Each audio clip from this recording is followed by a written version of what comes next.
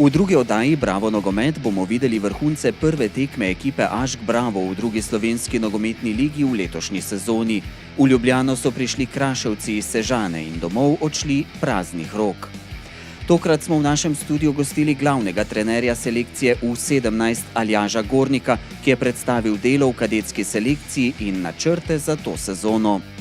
Rubriko Posnemi sam pa so tokrat ustvarjali naši kadeti. Vaš gostitelj bo Srečko Ferleš.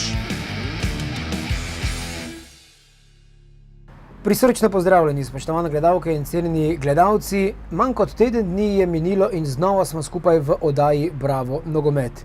Druga slovenska nogometna liga se je že začela in naša ekipa AŠK Bravo je v prvem krogu odlično odigrala proti ekipi Tabor Sežana in jih premagala s 3-2. V naši oddaji pa bomo poleg vrhuncev omenjene tekme pospremili in spoznali nekoliko podrobneje selekcijo U17. In sicer smo zato v naš studio povabili kadetskega trenerja Aljaža Gornika. Aljaž, pozdravljen. Živijo. Aljaž, sezona je praktično pred vrati, pa me zanima, kako se trenutno počuti tvoja ekipa, kako si zadovoljen s pripravami, ki si jih svojo ekipo opravil do sedaj. Ekipa je trenutno izjemno utrujena, kajti priprave so kot vsako leto naporne, sploh za tiste, ki so vhodni kadetski letnik in pa mogoče za tiste, ki so menjali sredino. Seveda se mi nekako razlikujemo od ostalih klubov in si upam trditi, da delamo zelo dosledno, načrtno, zato je za fante izjemno naporno.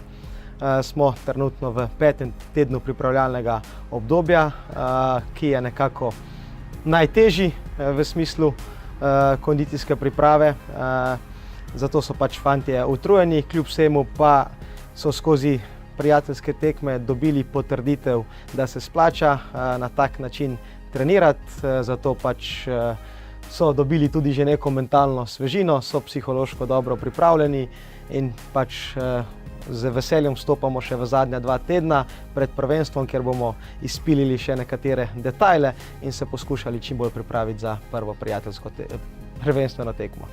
Koliko trenerjev oziroma koliko strokovnega kadra bdi nad kadetsko selekcijo v letošnji sezoni v NK Bravo? Pa kot ponavadi je praktično celoten klub povezan z selekcijo U17, seveda pa najbolj delamo z njo kadetski in mladinski trenerji. To pomeni, da smo nekako 4 trenerji, poleg trenerja vratarjev še vpeti v delo z U17. To smo jaz kot trener kadetske ekipe, Janez Ferk kot moj sodelavec in pa hkrati Aleš Arnold kot trener mladinske ekipe ter Matej Škrbec kot njegov sodelavec. No, sedaj pa so pred nami vrhunci prvega kroga druge slovenske nogometne lige. Omenili smo že, ekipa AŠK Bravo je igrala proti Tabor Sežana in jih premagala s 3-2.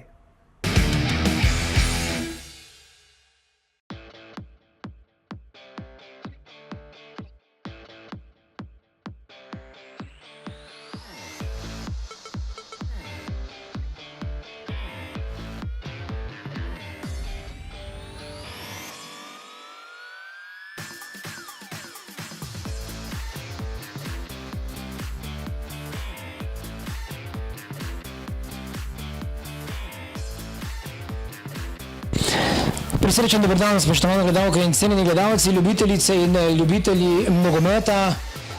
Pred nami je prva tekma, oziroma začela se je že prva tekma v drugi slovenski nogometni ligi v sezoni 2018-2019 in kot lahko vidite, vas z velikim veseljem pozdravljamo na stadionu Športni park Ljubljana. Sedaj pa gledamo tole priložnost ekipe AŠK Bravo. Milan Džajić v kazenski prostor, vendar Mustafa Nukić je bil zelo blizu zadetku. Žoga, mislim, da ga je zadela v napačno nogo, oziroma začela z drugo slovensko nogometno ligo.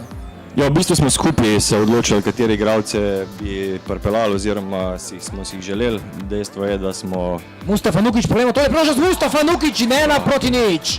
1-0 za AŠK Bravo in sicer manj kot 10 minut so potrebovali igralci Brava, da so prišli do zadetka v prvi priložnosti po podaji Džajića. Nukiću žoga še ni šla v gol, ampak v drugi priložnosti pa je nekdanji igralec Ilirije, nogometaš, ki je lani zabil 13 golov v drugi slovenski ligi, popeljal ekipo Brava v vodstvo. Mogoče imamo malo težav v teh priklopih vezistov, ko gre dolga žoga oziroma ko gre žoga na njihove napadalce.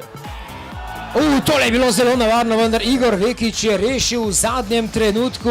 Ja, streljali so nogometaši Cherry Boxa izven kazenskega prostora in sicer Leon Sever. Nasprotnika samo 90 minut med tekmo. No, to pa zagotovo. Tudi prijatelja, še ena priložnost, znova je poizkušal Milan Džajić. Vključno s prijateljskimi tekmami, pripravami po zimi.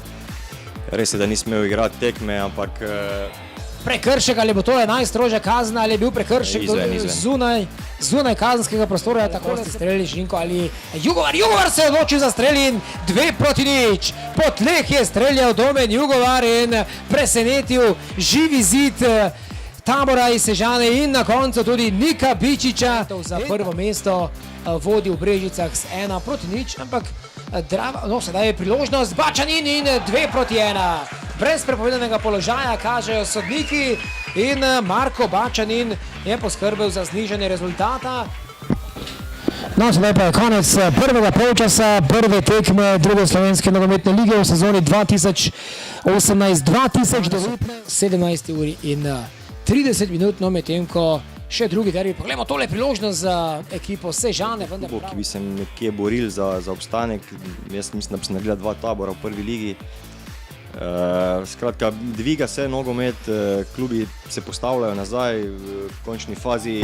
Še ena priložnost in 3-1. 3-1, vendar v prepovedanem položaju se je znašel Domen Jugovar in ostaja pri rezultatu iz prvega polčasa. Priložnosti, no, z izjemo seveda gola, ki ga je dosegal nogometaš. Sedaj pa lepa priložnost, veliko.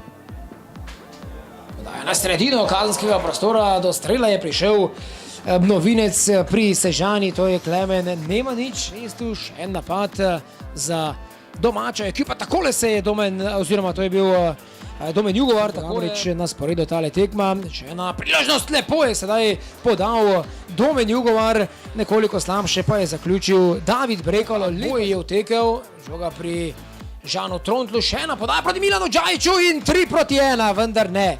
Znova je žoga je pristala v golu, ampak v prepovedanem položaju je bil Milan Džajić. Ampak nekako se je skozi ta leta pokazalo, da mu trenutno njegove predispozicije najbolj odgovarja. Bravo! Anisija Šaragić, 3-1. Ja, odlično je uspela akcija, bravo, in tako so domači nogometaši s korakom in pol na pragu prvi zmagi. Tabor je zares samozavestno prišel v Ljubljano. No, sedaj še ena lepa priložnost, en hiter povratek, Kebe je dosegel golja. Vse do konca današnjega srečanja bo še kako zanimivo. Samo še nekaj trenutkov, ne, konec je srečanja prvega kroga druge slovenske nogometne lige. AŠK Bravo Tabor Sežana na zelo zanimivi tekmi pa prinaša zmago domače ekipe s 3-2, zares zanimiva, atraktivna tekma.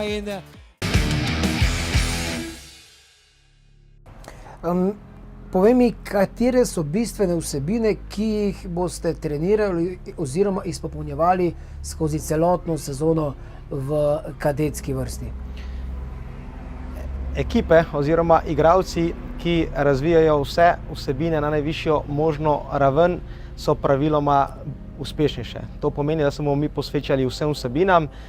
Če na kratko predstavim, imamo kondicijsko pripravo, imamo tehnično pripravo, taktično pripravo, psihološko pripravo in pa seveda tudi medsebojne odnose. No, to so nekako vsebine, katerim bomo posvečali čas tekom tele sezone in kot sem rekel, pač cilj nam mora biti, da vse vsebine razvijemo na najvišjo možno raven, kajti potem smo lahko posledično bolj uspešni.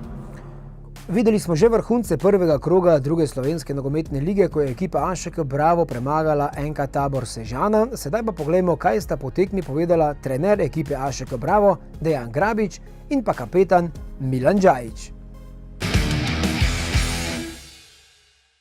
Dejan Grabič, za nami je prva tekma, kot si sam pred tekmo napovedal, zahtevna tekma ambicioznega nasprotnika, ki ste ga skozi tekmo nekako ukrotili. To je pokazal končni rezultat 3-2. Kako si ti videl tekmo?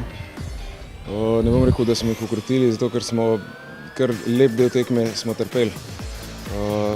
Oni so odlični v kontinuiranem napadu, na to smo se tudi pripravljali, ampak nekako nismo znali najti odgovora na to, da bi jih bolj konkretno spravili v pritisk in da bi iz tega izhajali v te naše recimo, pol protinapade ali pa protinapade, v katerih smo dobri.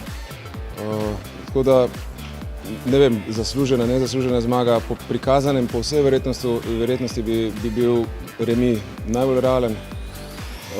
Mi smo pa zelo veseli za tak štart v uvodu v sezono in upam, da bo to igralcem dal krila v smislu, da se še bolj posvetimo naši vsebini.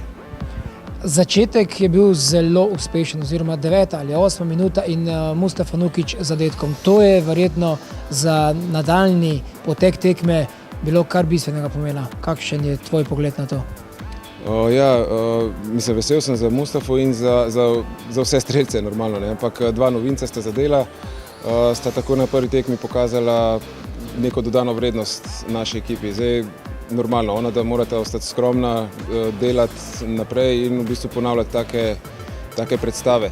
Ne bi pa rekel, da je ta gol nekako usmeril potek srečanja, zato ker še zmeraj tudi po tem golu so oni igrali zelo kvalitetno v kontinuiranem napadu, mi pa, kot sem že rekel, smo preredko prihajali v priložnosti, da bi jih spravili v neko težavo in iz tega naredili prehod. Ko pa smo bili pa zelo nevarni. Cel teden smo te vsebine trenirali, smo ali bili direktni ali vezali še eno podajo na nek položaj pol špice in iz tega izhajali v nevarne kontre.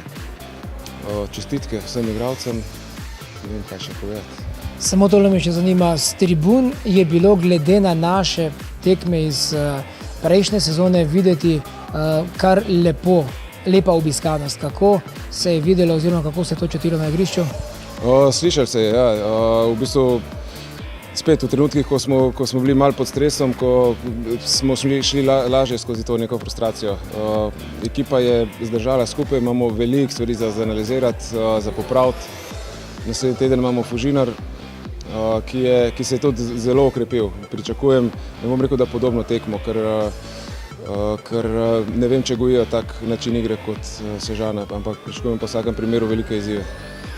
Milan Džajić, za nami je prva tekma v sezoni 2018-2019, gotovo zahteven nasprotnik tabor Sežana, ampak na koncu zmaga s 3-2. Verjetno je delno olajšanje po zmagi na prvi tekmi v sezoni. Ja, in težko prigarana, vendar mislim, da zaslužena zmaga. Čez tekmo mislim, da smo kar dobro opravljali svoje naloge, večino tekme, kar nam je na koncu prinesel nek rezultat proti zelo težkemu in kvalitetnemu nasprotniku Sežani, ampak, kakor ste sam rekel, nam je ta zmaga prinesla olajšanje in gremo naprej. Koliko minut oziroma koliko časa ste trpeli v sami tekmi? Nekajkrat se je zgodilo, da so nasprotniki močno pritisnili, še posebej na sredini drugega polčasa, ko so vršili kar konkreten pressing že na naše branilce. Ja, kakor sem rekel, Sežana je zelo kvalitetna ekipa in zdaj, da smo trpeli, je nekaj čisto normalnega, ampak mislim, da smo v tem delu, ko smo bili v nekem podrejenem položaju, to nekako dosti kvalitetno upravljali, kar nas je nagradili na koncu. Prihaja nov teden priprav treningov, ampak sedaj se bo še nekoliko lažje verjetno pripraviti na Fužinar, ki nas čaka na domačem igrišču že prihodnjo soboto. Ja, zmagali smo, lahko gremo mogoče malo lažje v teden, ampak kar ne pomeni, da bomo niti malo nekako še močnejši bomo šli v naslednji teden. Ta zmaga nam je dala sam dodaten zagon, da gremo lahko samozavestno naprej.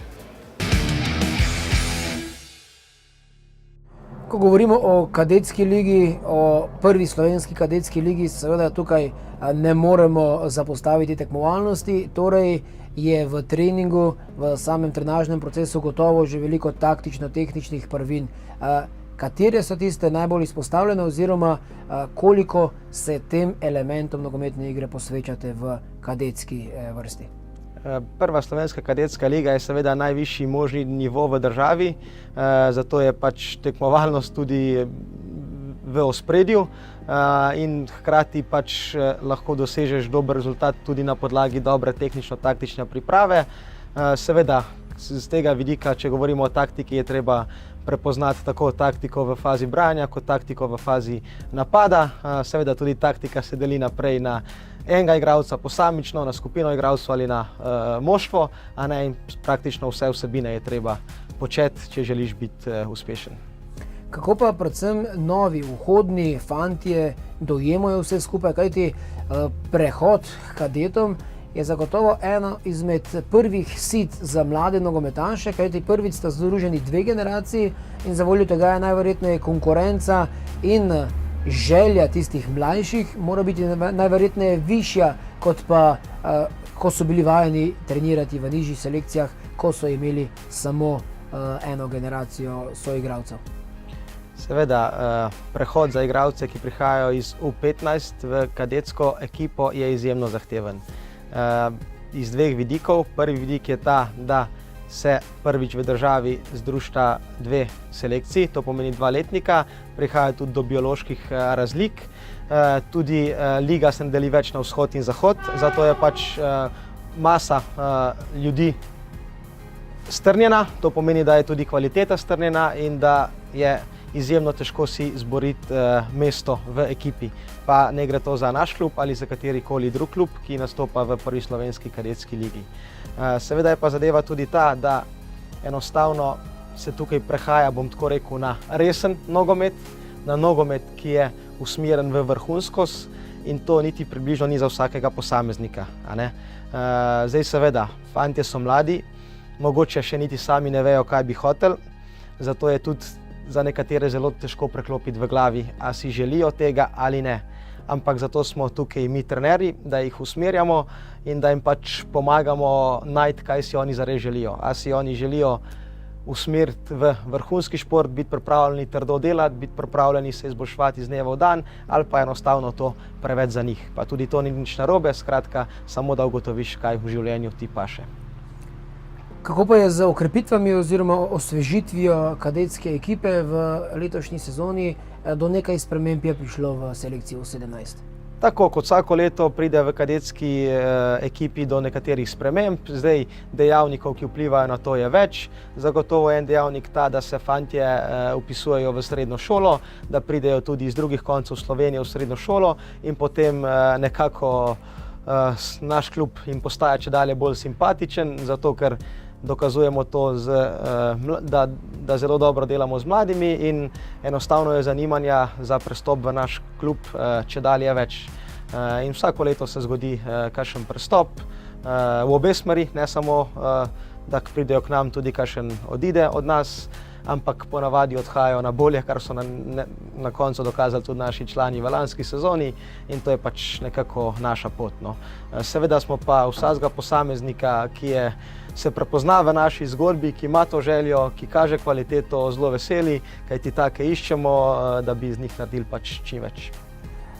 Govorili smo o prestopih in pa o okrepitvah v selekciji U17, zato pa si poglejmo, kaj je pred sezono povedal športni direktor Dejan Močnik o okrepitvah v selekciji U17. Kadetov imamo kar dosti, čeprav smo z nekaterimi, ki smo ocenili, da enostavno ne bojo dobili dovolj priložnosti, jim pomagali najti druge sredine, jih usmerili drugam, ker seveda ključno je, da fantje igrajo. Nekatere smo se držali še pri nas in bomo mogoče tudi kasneje dali v posojo nek deljen ritem trenažnega procesa pri nas in v klubu, kjer bojo tekme igrali. Je pa res, da je bilo kar veliko prihodov pri kadetski ekipi. Želeli smo tudi kakšnega reprezentanta pripeljati, to nam je tudi uspelo, ker ne nazadnje treba gledati na dolgi rok, se pravi, da imamo neke fante, ki so razvojno zanimivi in ki jih lahko v nekem doglednem času priključujemo članski ekipi ali pa prej mladinski, da preskakujejo generacije. Da mislim, da ekipa je zelo zanimiva, tudi kvalitetna, imamo individualne kvalitete dost, je pa res, da bo tudi ta ekipa dovolj mlada, da bo ogromno vhodnih fantov igralo, kar je nazadnje pomembno, se pravi, da dobivajo priložnost tisti, ki si zaslužijo, tisti, ki imajo mogoče večji potencial, ne glede na to, a je vhodni letnik ali izhodni.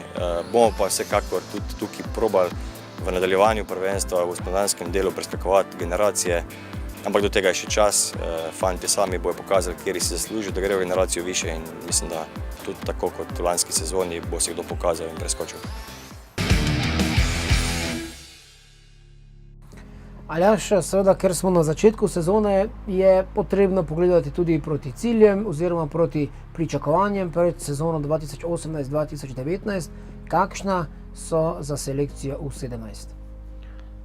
Glavni cilj ne samo selekcije U17, ampak bom rekel kar celotnega kluba, je, da spravimo posameznike na najvišjo možno raven, da bodo sposobni igrati za naše člansko moštvo oziroma še za kakšen klub, ki je višja od našega trenutno. In na to se mi fokusiramo.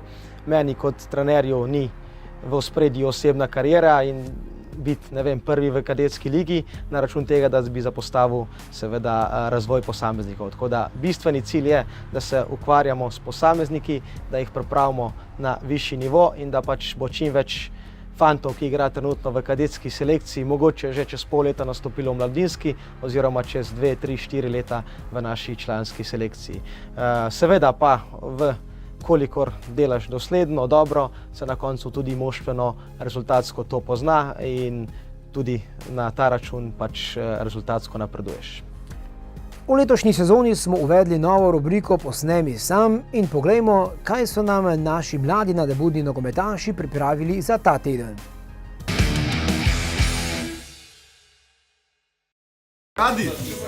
Gradi, kaj si kaj delal za rojsten dan? Kaj si? Žurov. A si fiks? A si? Pokaži, kaj boš. Vse najboljše, Gradišar, za tvoj 16. rojstni dan. Vse najboljše, Gradi!